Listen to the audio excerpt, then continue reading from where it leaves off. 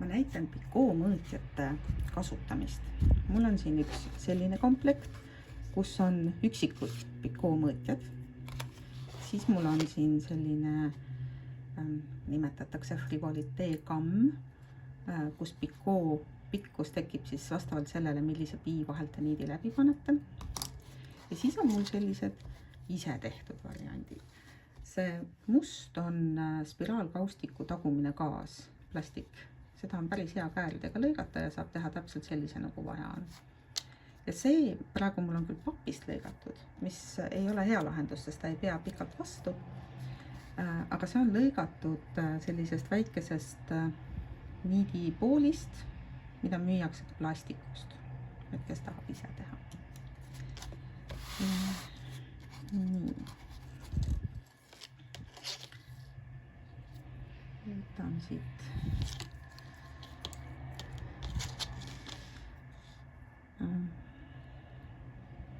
Niimoodi.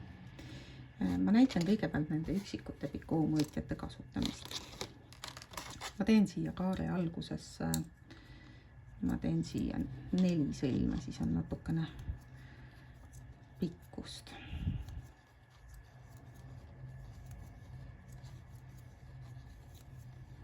Nii. Ja nüüd ma teen pikoo, ma võtan selle mõõtja, panen ta siia, näete selle ringiniidi ja süstikuniidi vahele.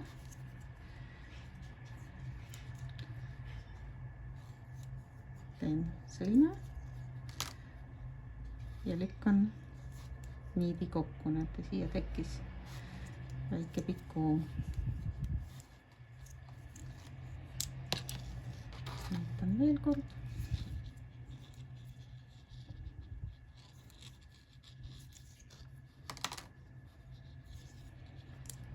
Ja niimoodi tulevad väga korrektsed ühepikkused pikood ja kasutada on teda ka päris mõnus.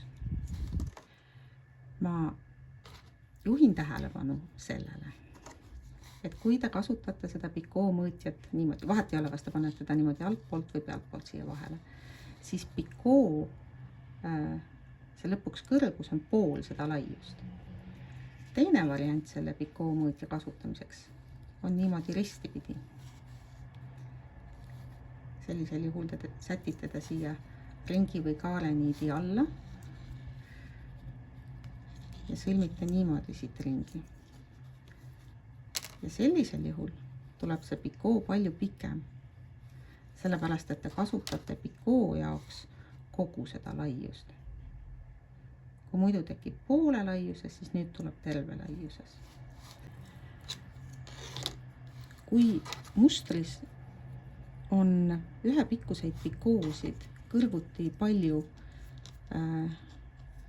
siis te ei pea seda pikoo mõõtjat siit üldse vahelt välja võtma. Te tõstate oma ringi või kaareniidi üle pikoo mõõtja ja jätkate sõlmimist. Ja siis, kui vajalik arv pikoosid on tehtud, siis võtate mõõtja välja ja teil on selline tihedalt ilusad ühepikkused pikood moodustunud.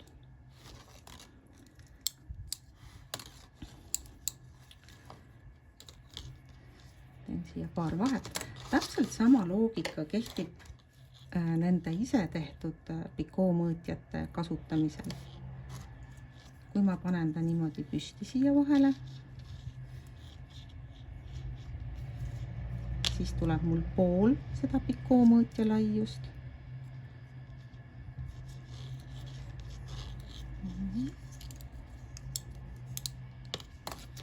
Ja kui ma panen ta siia niimoodi ristipidi, siis saan ma sellise, antud hetkel väga sellise suure pikoo.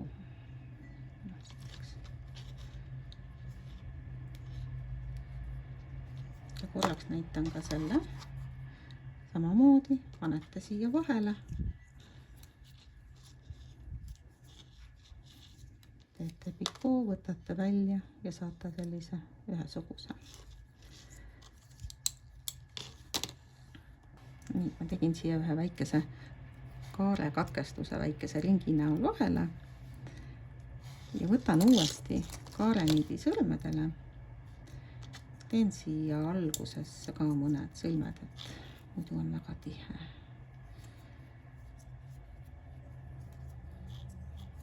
Nii, 3 sõlme. Ja ma näitan selle kammi kasutust. Kammiga niipidi töötada saab ainult siis, kui te kasutate kogu laiust. Üldiselt kammiga te töötate niipidi. Ja hakkame siit siis kõige väiksemast minema. Mul on päris jäme niit, ma loodan, et ma saan selle kammiga siin ilusti teha. Nii, nüüd ma tõstan järgmise kammi pii vahele. Siit ma tõstan siis, paneme 3. vahele. Näete, ja niimoodi tulevad mul erineva pikkusega pikood. Selline kamm annab võib-olla rohkem variatsioone kui selline üksikutega komplekt, aga temaga töötada vaieldamatult on kõige tülikam, ma ütleks. Aga noh, kõik sõltub lõpuks mustrist, mis teil vaja on. Kui teil ongi selline järjest vaja erineva pikkusega pikoosid teha, siis on see kamm jällegi päris hea lahendus. Tuleme siit teistpidi siis alla.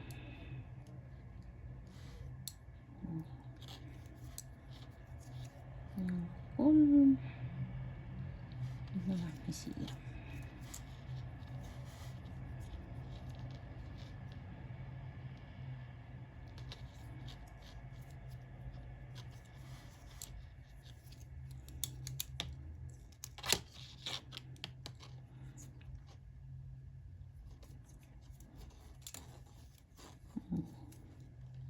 Sain sellised pikood. Võtan oma kammi välja. Ja näete, kui uhke kaare ma sain.